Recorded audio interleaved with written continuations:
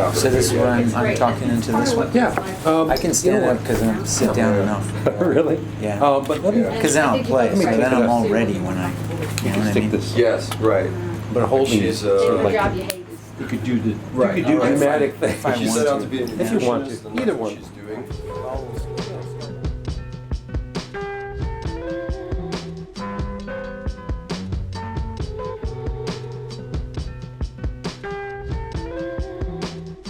You're listening to WERA, and we have Joe Lally with us today. This is StageCraft.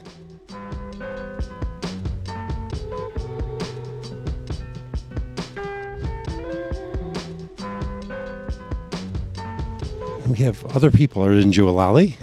Kat, you want to introduce yourself? Hi, I'm Kat. Welcome to StageCraft. We are very excited to have Joe Lally here. I got to get a mic for. We also have another gentleman with us. Would you like to introduce yourself? Hello, this is Wilfredo Morales, and you are listening to WERA 96.7 FM. On that, is that shortwave? Yeah. Is it long wave? LP, the long wave. LW, long wave. It's good to be here. I This like is that. Joe Lally. Good to be here. What's happening, Joe? What are you doing musically? What's going on? Musically, mostly, the Mesthetics are gearing up to record in November. We're trying to get together material that we are going to bring an extra person into, James Brandon Lewis, to play saxophone with us on the next record. So, new material, and yet new material that we didn't record before the evil lockdown took place, and basically just kind of stopped us in our tracks. We lost our rehearsal space, which is where we also recorded our records, and we just didn't rehearse. Anthony ran away for a year and took advantage of the fact that no one was doing anything. I mean, we wouldn't have done anything then anyway, but since we lost our rehearsal space. But we just, after all this time, was it 2 years ago, we just dug up the music we were working on, and we're like, hey, some of this is kind of nice. So we're kind of going back to that and seeing what we can bring James in on. So Is Brendan producing? I think that we are going to go into Don out in Tacoma, Tonal Park. Oh yeah. The Tonal Park studio. Mm-hmm. Still Don, just a different Don. And he will run things because I think Brendan wants to be able to relax and actually focus on playing.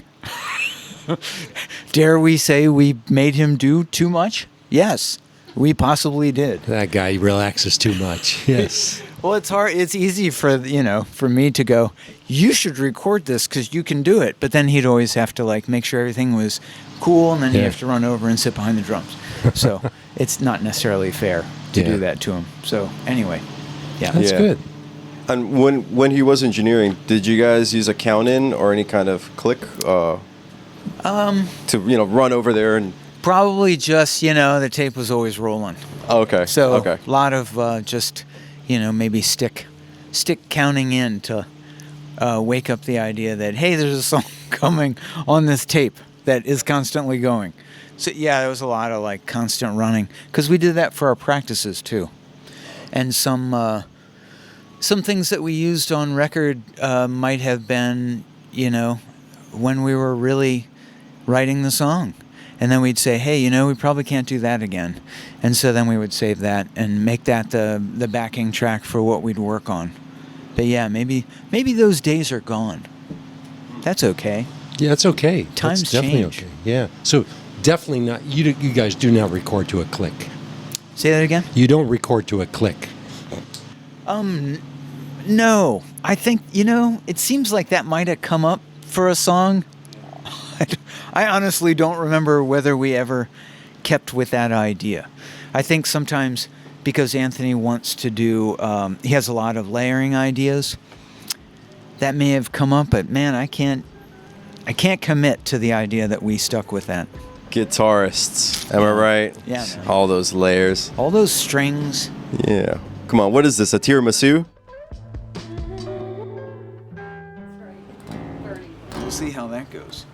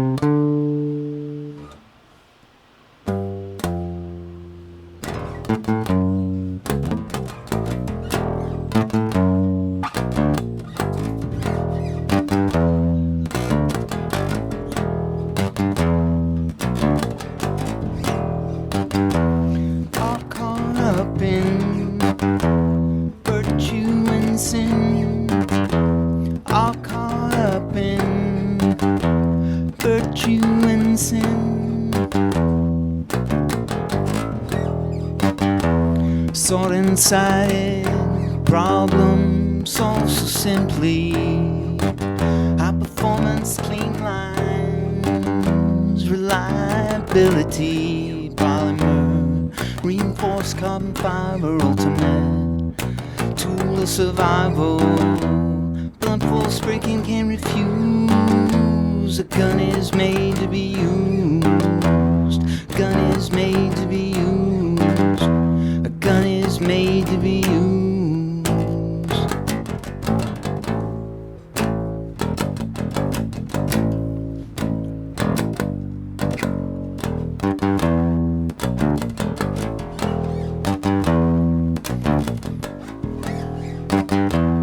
Hooded front sight, receiver is grooved, blued steel barrel, exceptionally smooth, fully activated, hero obfuscated, walnut stock, extremely attractive, western style, never passive, empires breeding disease with a factory warranty, changing the face of the use.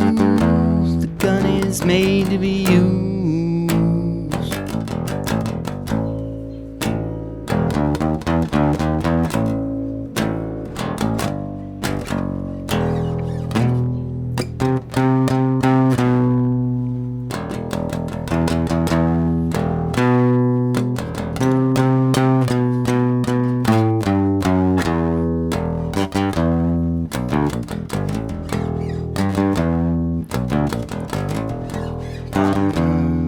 Reinforced carbon fiber, ultimate tool of survival. Blunt force breaking can refuse. A gun is made to be used.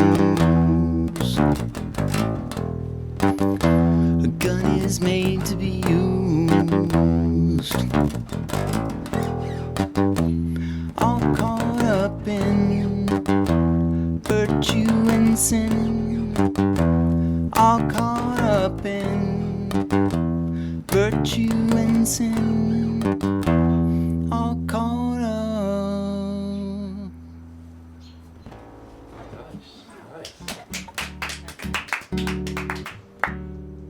Thank you.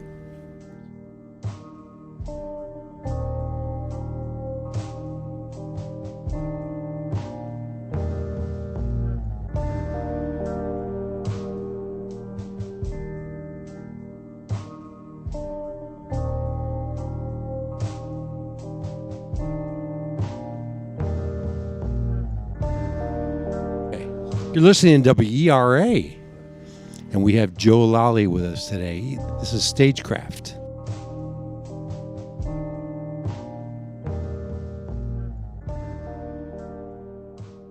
we should say Joe, besides his glorious solo career, has played in a few other bands of variable note like Fugazi, the Mesthetics, Koricki, and is there any other? I mean, am I missing some?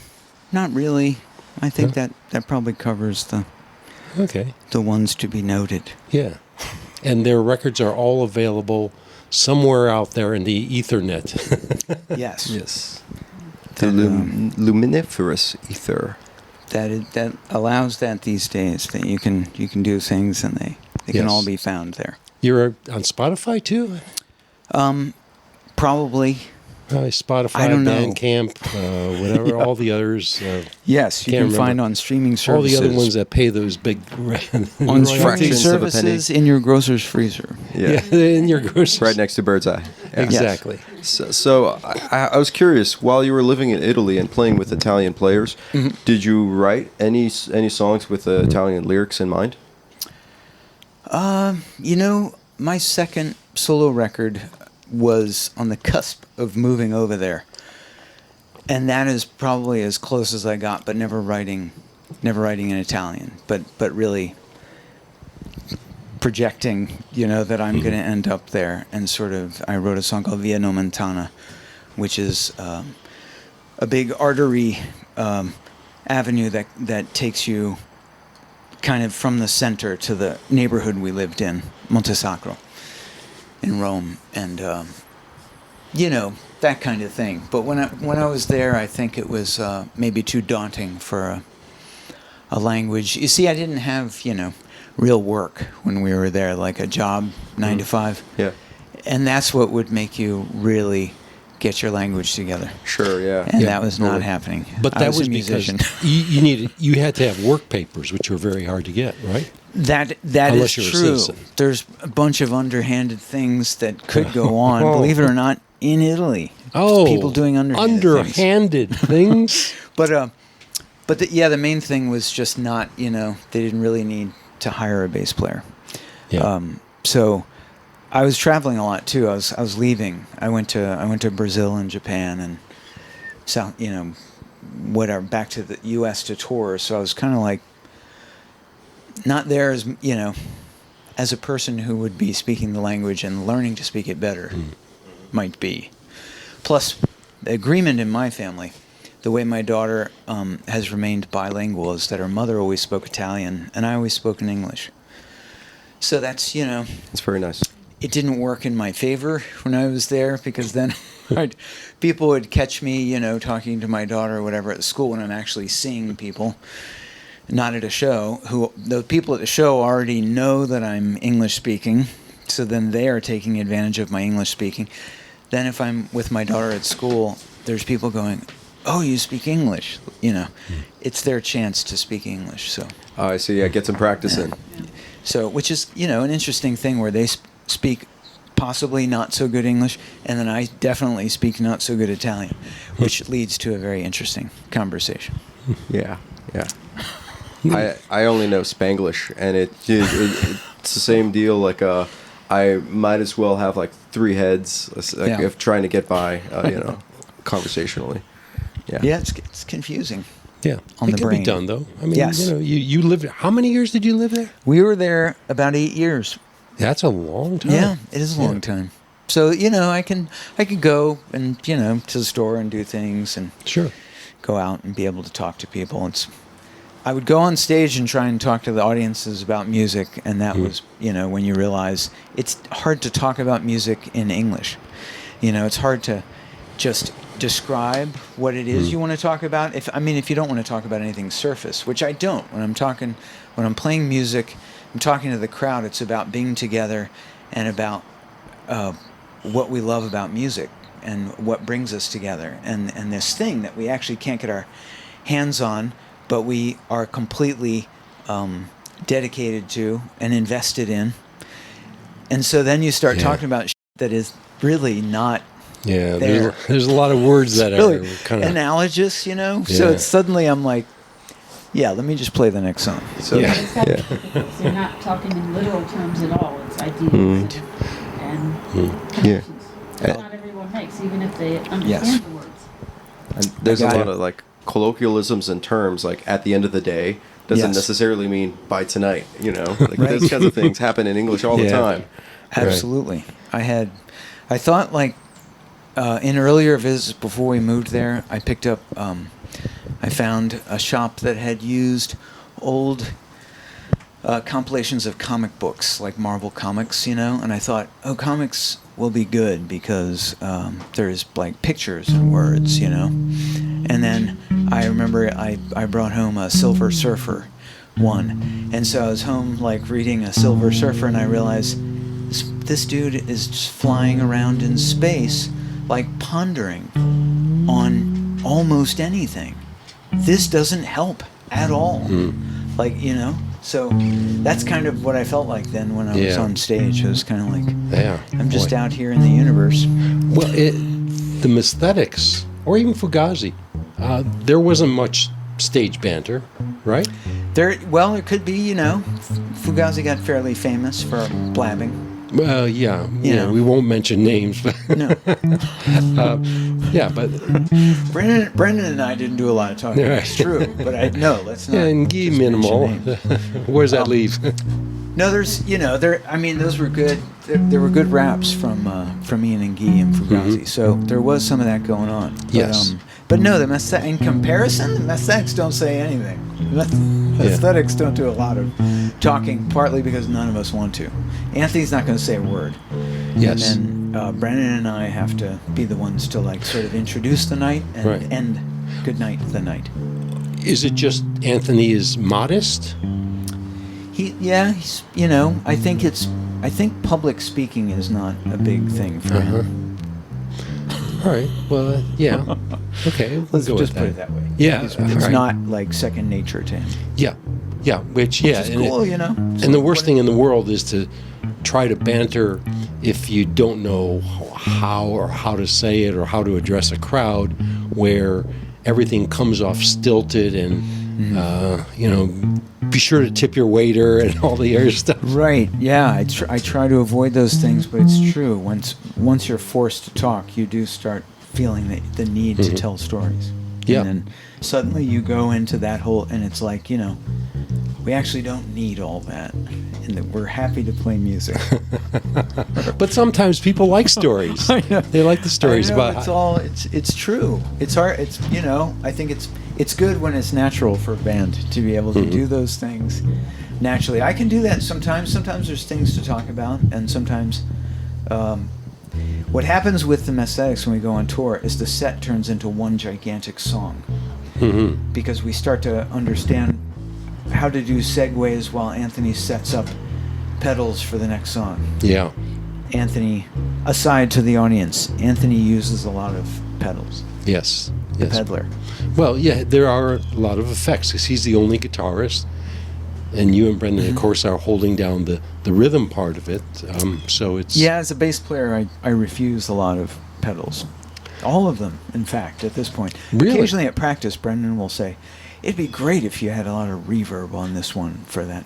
And so then we'll ponder it, or you should use some distortion on this. And then distortion. I say, you're right, and then I don't do anything.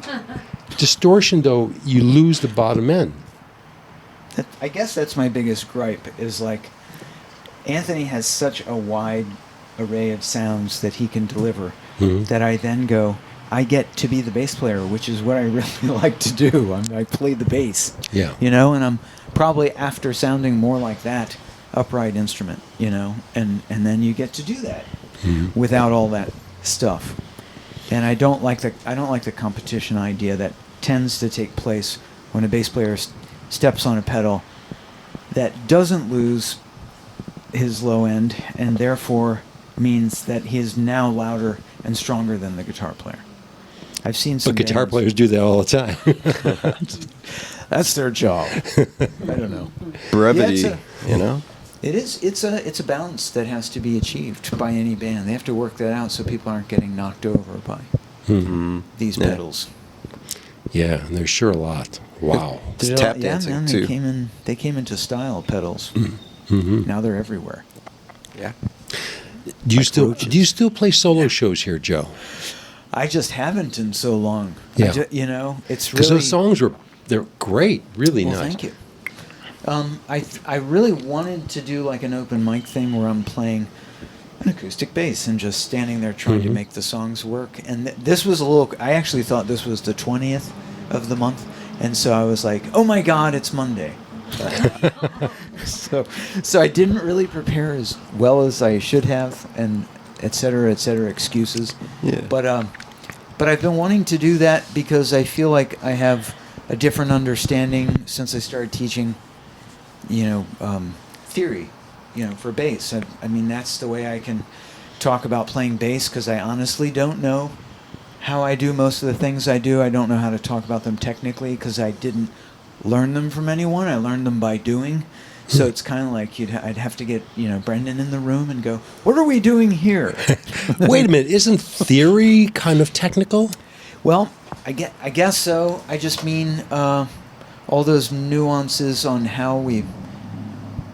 the way that we play. I'm at a loss of words here, but yeah, theory's like a thing that I get to think about separately and try to point out to people that these are ideas that show us how the instrument works. Any instrument we pick up, and in the case of the theory that I'm teaching with the 12 notes, they're on Western instruments. So if we can talk about it in a language like intervals, then we can then speak to whoever plays sax, anything that's like in the orchestra. Yes. Piano, guitar even, but all these different instruments. When we go to another country like India and we've got like a sitar or something, then we're talking about notes in between the notes we're playing. And then we seem like we're not able to do so much. And they can speak with a much deeper palette, of a wider palette. But back to the point in hand, which is, if I talk about those things, it's where I understand that studying theory is study mind and thinking mind and logical mind. But when we play, we kind of trust our instinct about what we studied, but we don't, hopefully, really think about it too much. I did manage to let go today. I kept thinking about how I should know how to do this now, and I can do more with my songs that I never did before. But what if I start thinking about it? Because that's kind of the part, is to remain uninhibited about it and just let yourself go and try to play. Absolutely. Trust your instincts. Yeah, I mean, I could hear that. I mean, of course, I heard those songs many years ago when we recorded them. Yeah. But I considered what you did better live here now, Cool. today. Great. It's part of just, everybody matures as a musician and whatever, Sure. blah, blah, blah. We also did those shows together at the very beginning when I forced myself to play alone with bass. That's true. It was like cutting skin in front of an audience. Look, Yeah. Yes. that was hard. Vulnerable. That was hard. I still remember, I forget where it was, but we were playing in, I think I mentioned, let's leave some room for Q&As at the end. And at the very end, after the last song, everybody left. There you go. And, We won them over. Okay, anybody have any questions?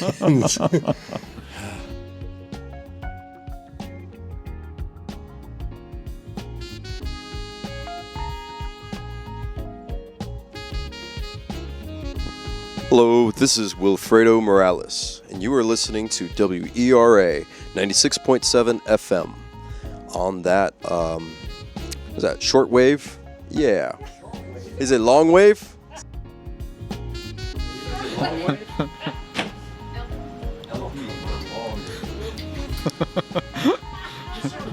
LW, long wave. It's good to be here. This is Joe Lally. Good to be here. This is called billiards.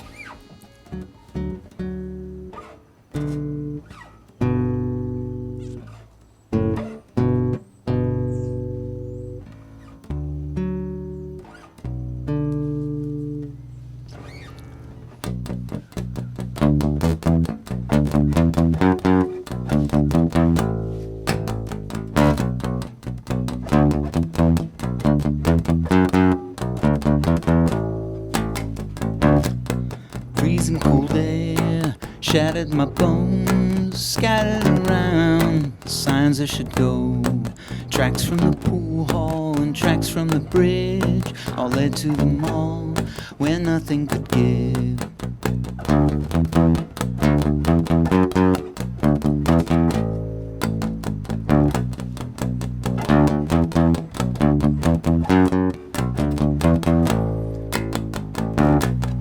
Morning at Kemper's, all hair and a smile. Sister's boyfriend preparing the bar. Up to the hill, under the trees, awaiting the bell, we took our leave.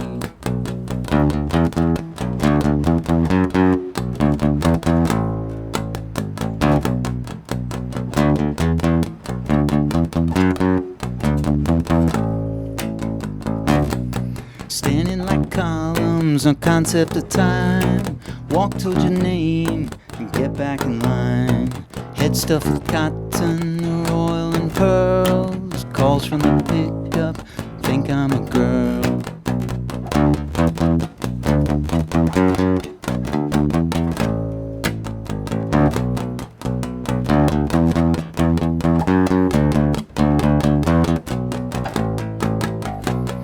Cut off my arms, then cut off my legs. Considered the angles, still no escape. Unable to function or set the routine. Refused all the options, then I was free.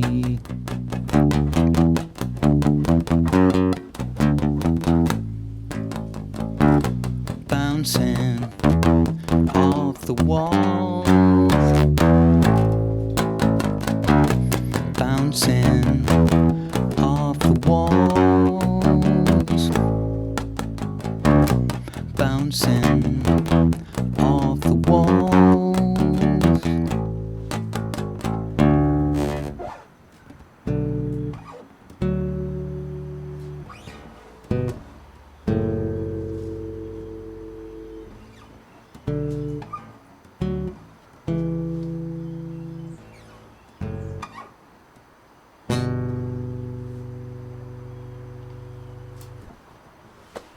There we go. Like I Very said, nice. haven't played these songs Oh, for ages. that was beautiful.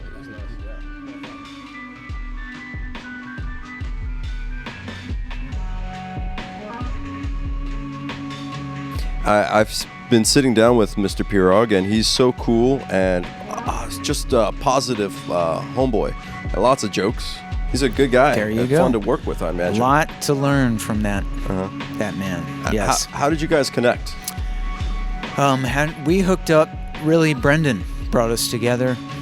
I think Brendan saw Anthony playing in any number of his bands and disguises.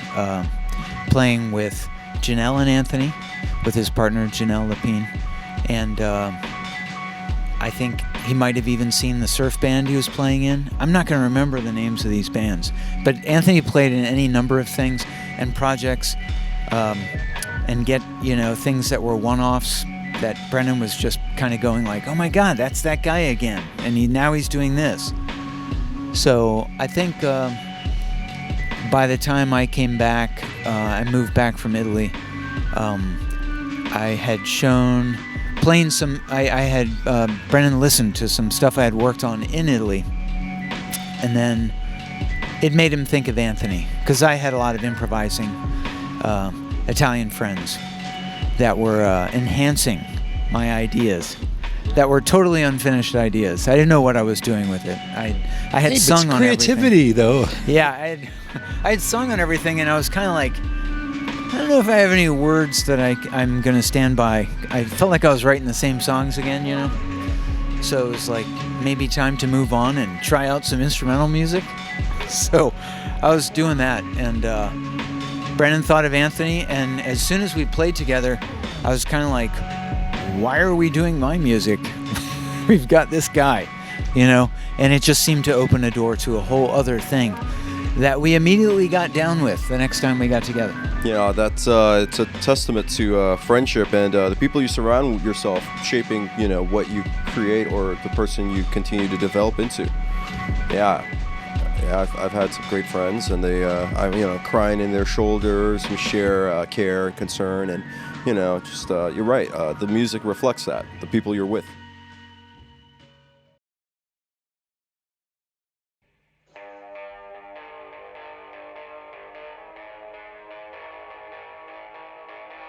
Daniel Ouellette, and thank you for having me. Ooh.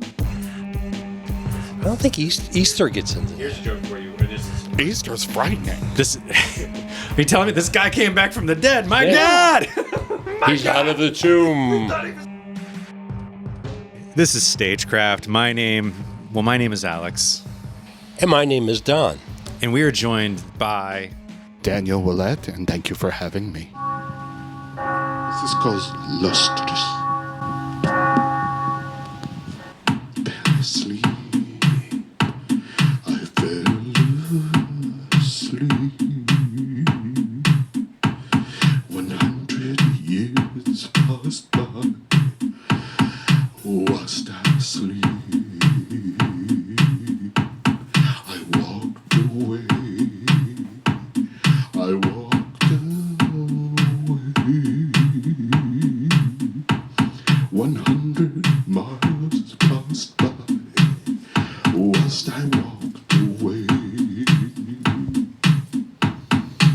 All things one never needs is at the costume shop. All things one never needs is at the wig shop. I daydream. I daydream. 100 minutes passed by whilst I dream. I fell down. I fell down. 100 steps passed by whilst I fell down. All things one never needs is at the costume shop. All things one never needs is at the hat shop. It's carnival and Halloween, costume ball, a masquerade. Who is that and who are you? Where am I in this room?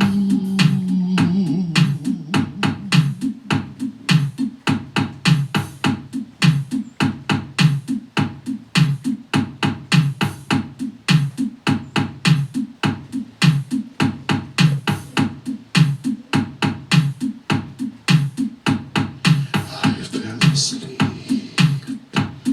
I fell asleep. 100 years passed by whilst I sleep. I walked away. I walked away. 100 miles passed by whilst I walked away. All things one never needs is at the costume shop. All things one never needs is at the wig shop. All things one never needs is at the hat shop. All things one never needs to make this stop.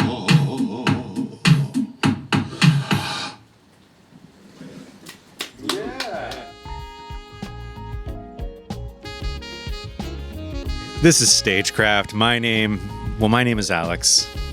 And my name is Don. And we are joined by Daniel Ouellette, and thank you for having me. Well, let's see.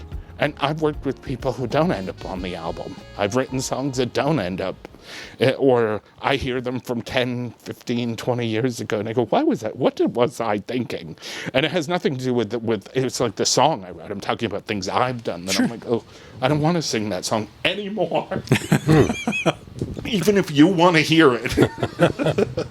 You got to give the people what they want, though. You got to. And what they want is what you give them. Touche.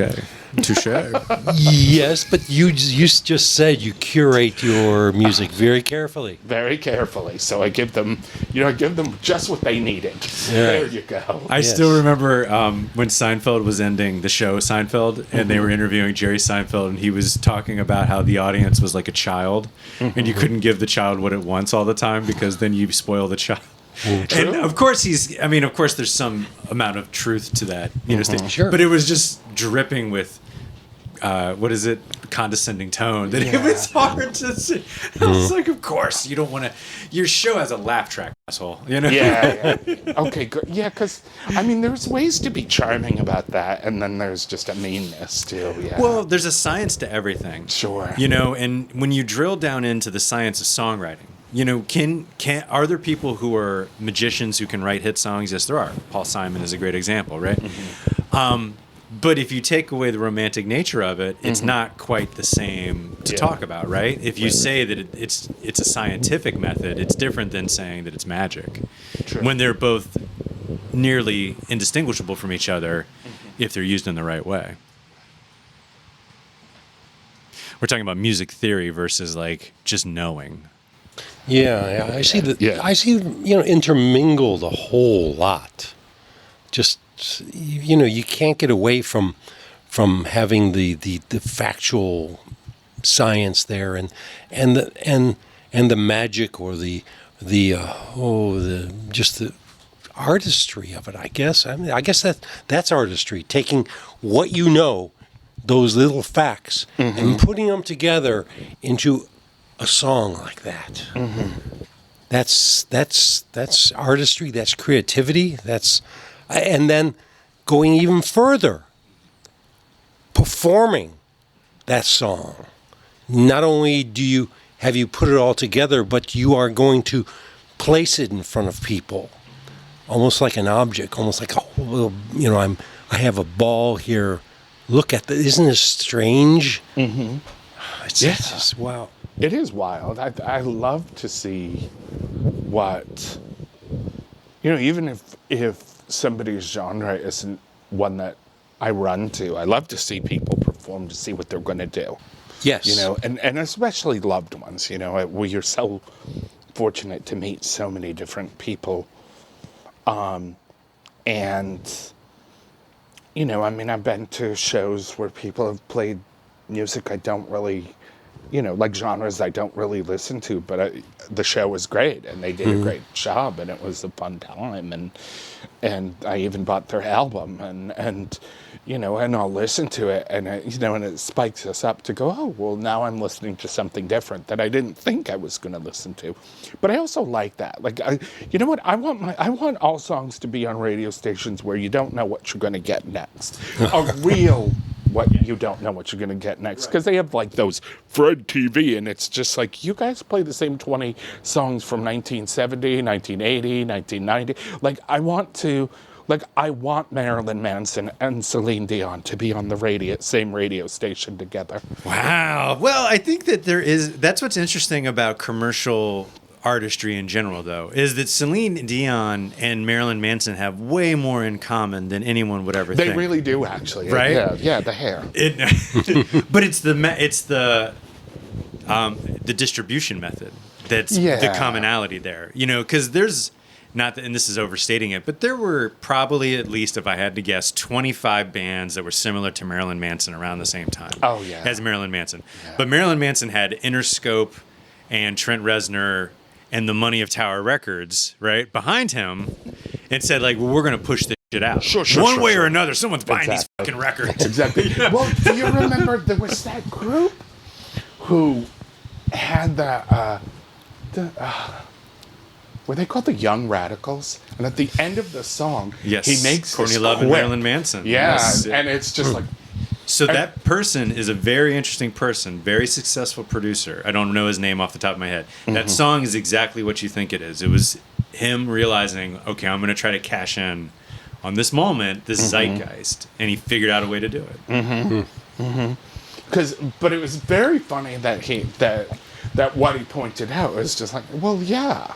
They're going back to their mansions. So, yes. I mean, I guess what I would like to say is I would like to hear, a schmaltzy pop song next to a goth song, next to a country song, next to, music, folk music from China or something. Oh, yeah. I would like to hear that on the radio station. It doesn't have to be Manson and Sure. and Selena. Yeah, my friend Ted, he's very anti-commercial, like to a fault, I would say. And I love you, Ted. I know you listen to the show. I don't mean to. Hi, Ted. I shouldn't have said that. I remember when I asked him what he'd been listening to lately, and he's like, Alex, Ted's up. Alex, I've been driving around at midnight in my minivan listening to Indonesian music at midnight. Good. Because there's like one radio station that barely comes in at midnight that has like this Indonesian music that he's really into, that he just happened to pick up, from one of his like travels or something like that. I love it. And that's the kind of thing, that's the random that you want, is like, surprise me. Like, surprise me. Surprise. Like, don't surprise me with like, oh, that song. Surprise me with like, oh my God, I didn't even know there was a song like that in the world. It's fun. Exactly. Yeah. I mean, but don't give me 3 hours of it. No, I don't need 3 hours of it. No. Just mix it up. Well, that's it. Mix it up. You get 6 minutes. Mix it all up. You get 6.5 minutes. Right. I can't imagine listening to 3 hours of me singing. Like, that would be a nightmare.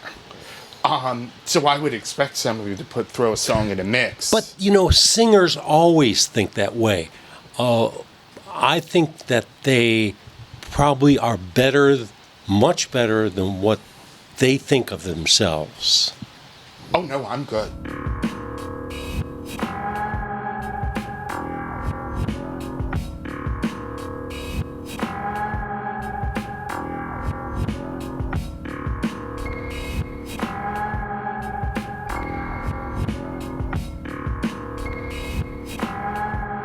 This is StageCraft. My name is Alex. And my name is Don. And we are joined by Daniel Ouellette, and thank you for having me. Oh, no, I'm good.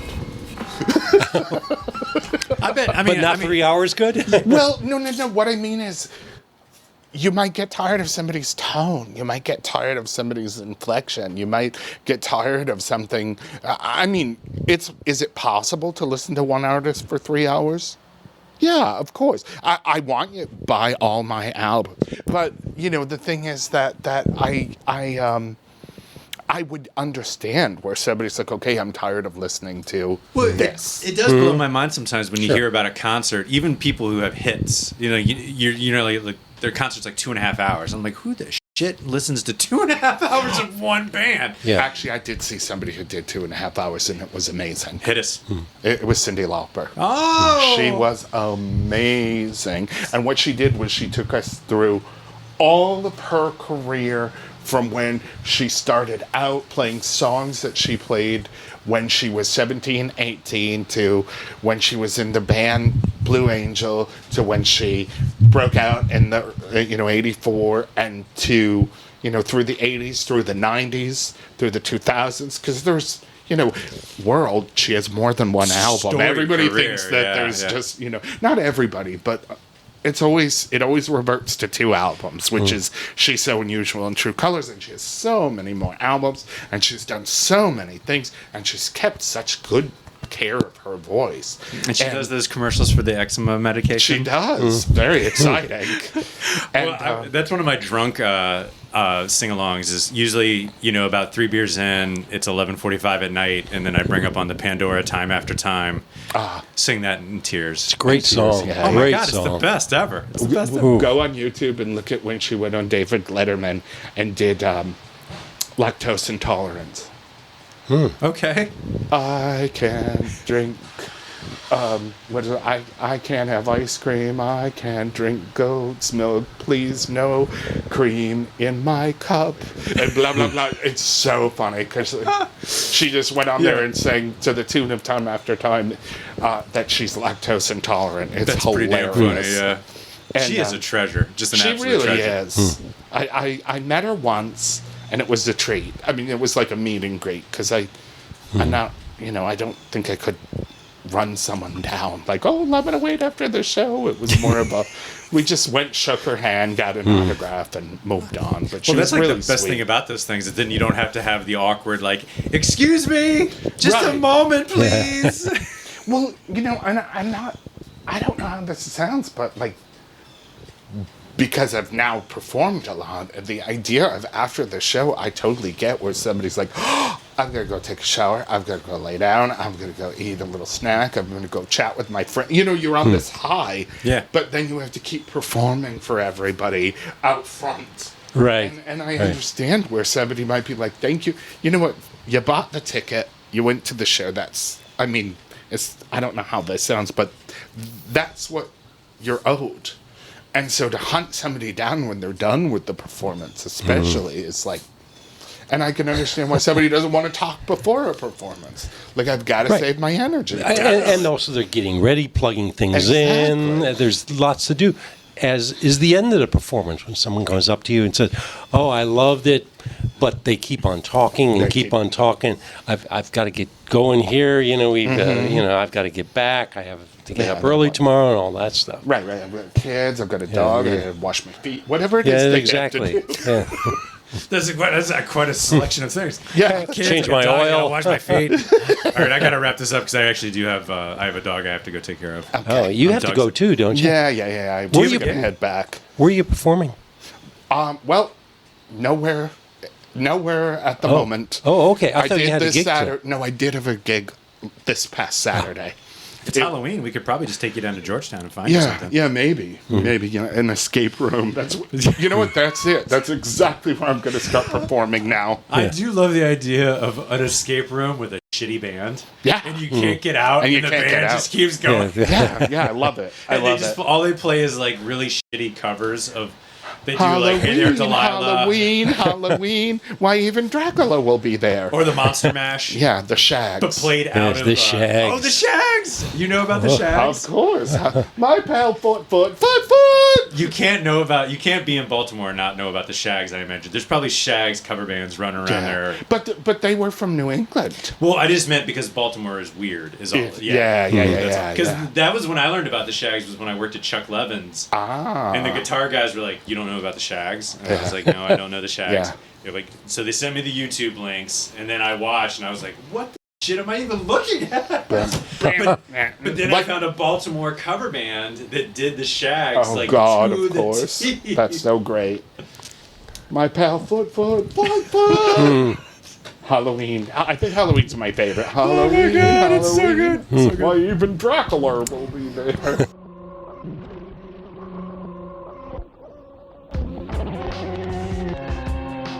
Daniel Ouellette, and thank you for having me. One of the things that I've always enjoyed about your music and your videos is there seems to be sort of a, like, it almost has its own mythos. It almost has its own mythology to it. How does one shape their own world? Do you shape your own world? Am I totally off on that? I think that I do, because I think we all do. I had recently give an interview about language and how when we don't all speak the same language. We have something in common. We're all speaking English right now, but Don's English and Alex's English and my English is all slightly different, but we all understand each other. So do I shape I think so. I do, because I think that every living thing does. You see it with cats and dogs. They especially shape their own life when we look at our furniture.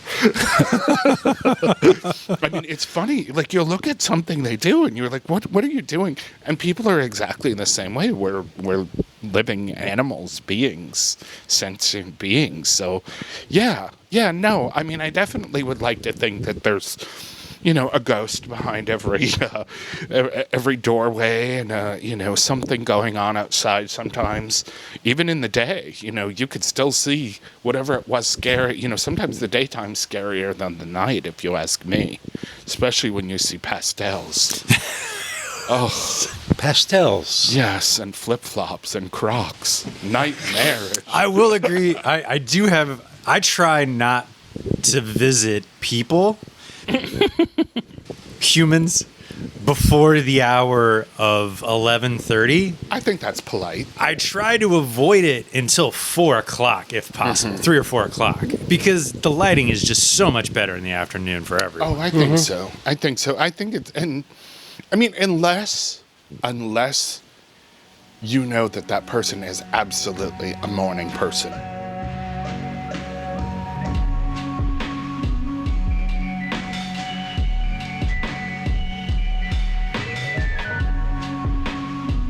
Don, can you give us some parting wisdom as we leave this Halloween? Certainly. The electric prunes. Rock and No. roll.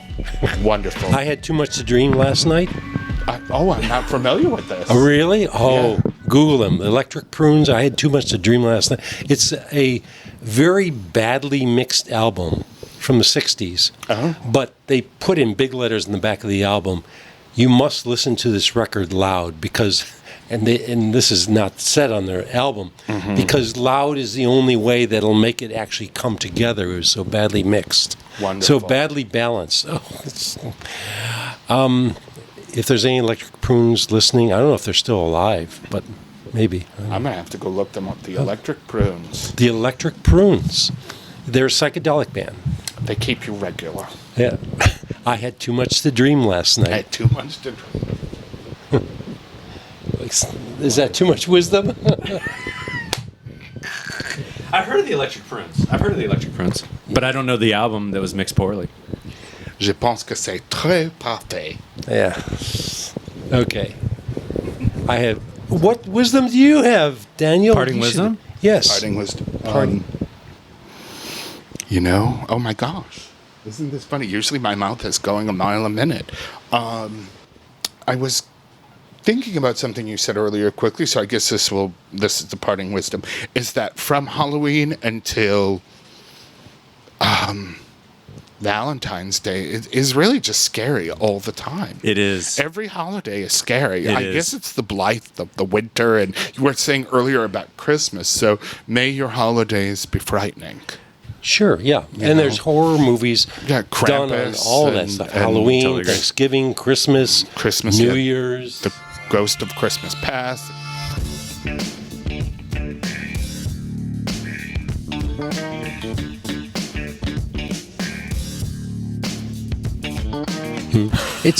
I think it's harder, correct me if I'm wrong, I think it's harder to connect with the audience instrumentally than if there are lyrics. Do you think so? It's hard to say. Obviously, the stature of the group has a lot to do with it. But Yeah, I really feel like in the Mesthetics, I'm kind of spoiled. The first instrumental that I'm in has like this really good guitar player. So I kind of feel, that he's taken on the role of the singer and really able to express himself. So there's this, feeling like you've done your best to set the song up to do those things. He's doing his job, we're doing our job, this should be coming across. And so I feel like that can happen, but I have to say that those moments where you're not sure if that's happening, I can totally relate to that as a person singing a song. Going, does everybody still want to hang with this verse or another one of these verses? You know what I mean?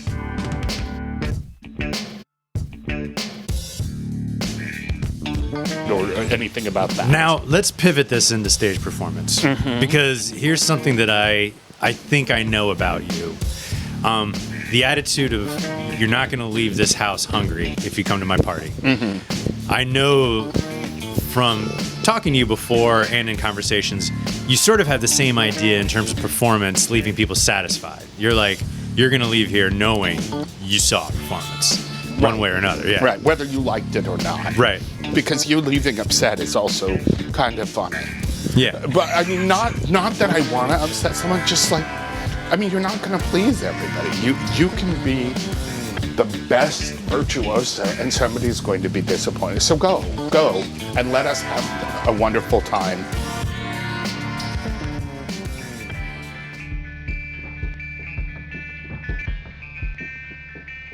I'm convinced that if you create your own spell, it has a greater effect on your life. But very many people don't have the confidence to do this as beginners. So I think a simple spell is to light the flame of a candle and to sprinkle a circle of salt around the area that holds the candle and you. And then write down on a piece of paper what it is you want to accomplish in very simple statement, maybe a sentence or two. And then burn